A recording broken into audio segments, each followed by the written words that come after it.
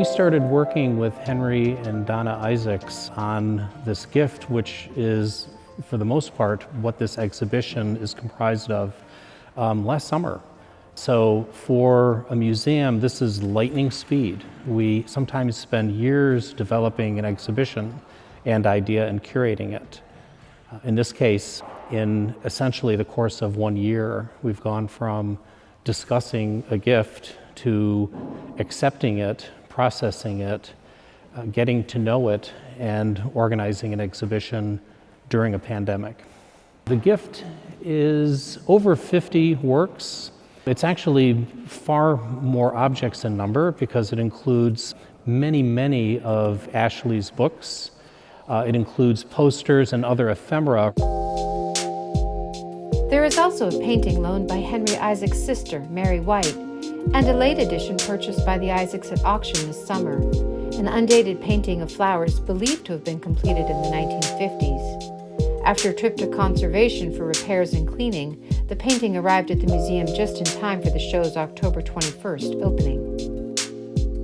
As you can see, it looks brand new.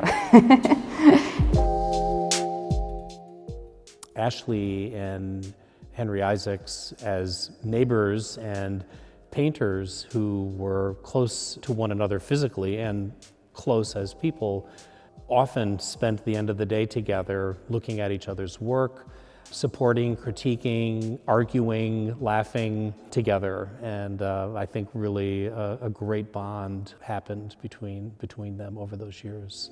The Isaacs have collected numerous Ashley Bryan originals, from line drawings to linocut illustrations of African proverbs and other original art from his books. That includes cutouts from Beautiful Blackbird, a picture book with the affirmation that black is beautiful. Bryan, the first African American to publish a children's book as both author and illustrator, has won numerous accolades, including a Newbery Honor, Laura Ingalls Wilder Award, and the Coretta Scott King Award. I would describe Ashley Bryan as an artist who engages with his identity. His work really revolves around his interest in sharing an African American experience. So one of the interesting things about Ashley Bryan's work is that it is extremely appealing visually. The paintings are very inviting, they're colorful, they're bold, they're abstract. One of the reasons that we wanted to celebrate Ashley Bryan's work is that he is better known as a children's book illustrator, perhaps, than as a straight-up artist. And that's something that I think can marginalize someone. We want him to be better known for all of his achievements. The pandemic has imposed restrictions on the museum's usual ability to host visitors from off-campus, but it has also inspired some creative solutions to sharing art.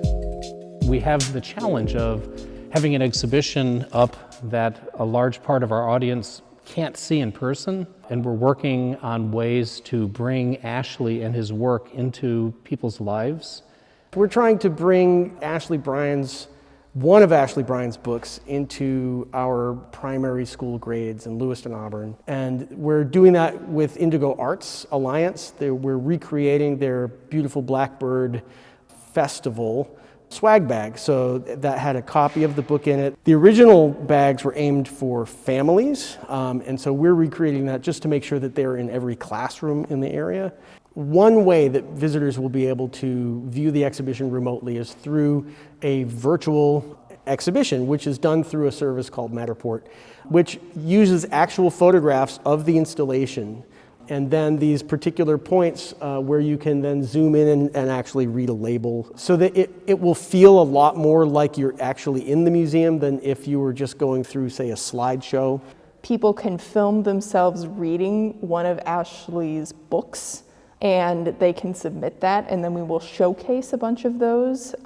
And it can be from any one of his books. The museum plans to engage Bates students on multiple levels, from handing out art kits to making it easier for them to use the space. We're going to be setting up desks to for students to be able to sit and just either, you know, research or study and appreciate the artwork and the environment here at the museum. For Bates faculty and students, the Isaacs gift will be a rich resource long after the show closes next March.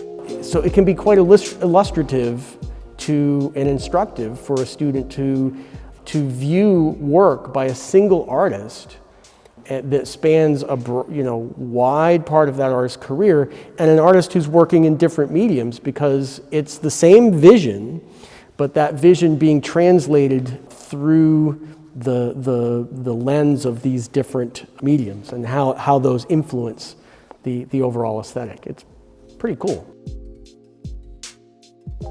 Our hope is to get every Bates student in here by hook or by crook while the show is up.